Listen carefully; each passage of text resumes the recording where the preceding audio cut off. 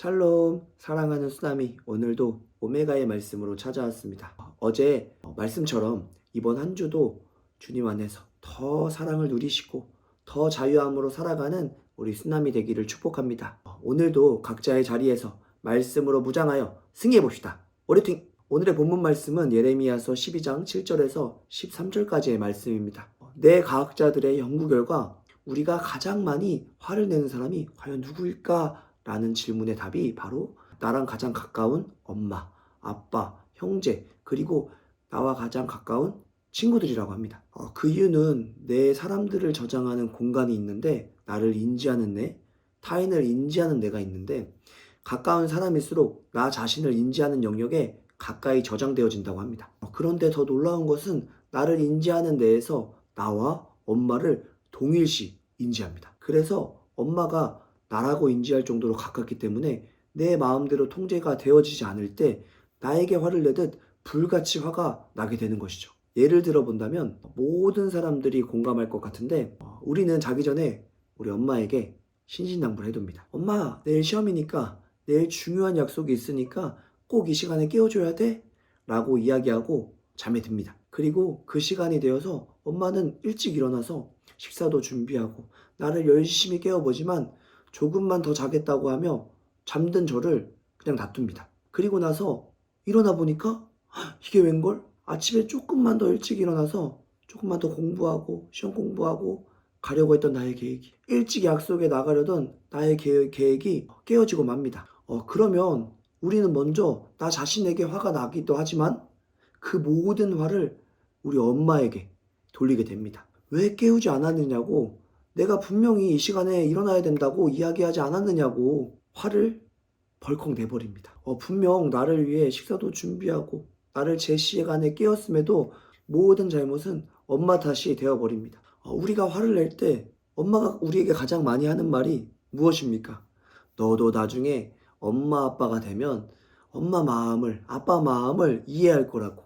저는 그 당시에는 그것들이 잘 이해되지 않았습니다. 제가 결혼을 했지만 아직 자녀가 있지 않기 때문에 100% 완전히 공감되지는 않겠지만 저도 이 오늘 말씀을 묵상하고 이 이야기를 들으며 우리를 낳고 길러주신 또 모든 것을 주시고 우리를 위해서 가장 많은 것을 희생한 부모님의 마음은 과연 어떤 마음일까라는 생각을 하게 되었습니다.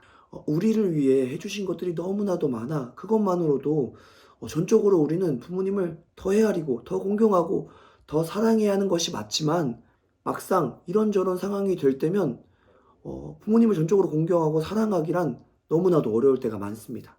오늘 말씀에 하나님의 마음도 이와 같지 않았을까라는 마음이 들었습니다. 우리와 하나님이 영적으로 너무 가깝게 연결되어 있기 때문에 나와 너무 가까운 분으로 인지되어 우리에게 모든 것을 희생하고 자신의 목숨까지 내어주신 그 은혜를 우리가 알고 있음에도 모든 그 은혜를 잊고 화를 내기도 하고 원망하기도 하는 모습이 나에게 있지는 않을까라는 생각이 들었습니다.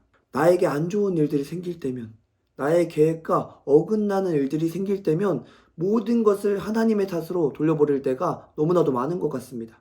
저는 그런 나의 모습들을 바라보며 배은 망덕과 같은 삶을 살아가는 모습이 너무나도 많구나 라는 생각이 들었습니다. 배은 망덕은 우리가 잘 알듯이 입은 은혜가 있지만 그것을 잊을 때 쓰는 사자성어입니다. 하나님께서는 오늘의 말씀처럼 우리에게 많은 것을 주셨지만 하나님의 은혜를 잊는 것을 넘어서 오히려 배반까지 하려는 모습까지 보여주고 있습니다. 우리의 인생이 배은망덕한 삶이 아닌 반대로 결초보은과 같은 인생이 되어져야 된다는 마음이 저에게 찾아왔습니다. 결초보은은 자기가 태어난 근본을 잊지 않고 은혜를 갚음이라고 풀이를 하는데 우리가 하나님 안에서 태어난 목적을 잊지 않고 우리를 향하신 하나님의 은혜를 잊지 않고 그 은혜를 갚는 삶.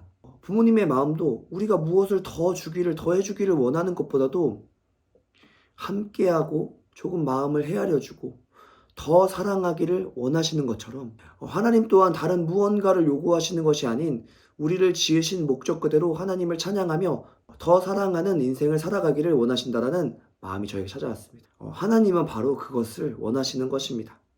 빚진 자의 모습으로 주님 한 분만을 더 추구하는 삶을 우리가 살아가기 시작할 때 하나님의 기쁨이 되어지는 것입니다. 아멘.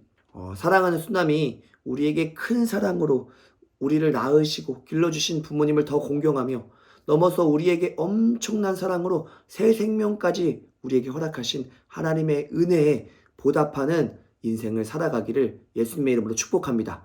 결초보은 인생 여러분 살아갑시다. 사랑합니다.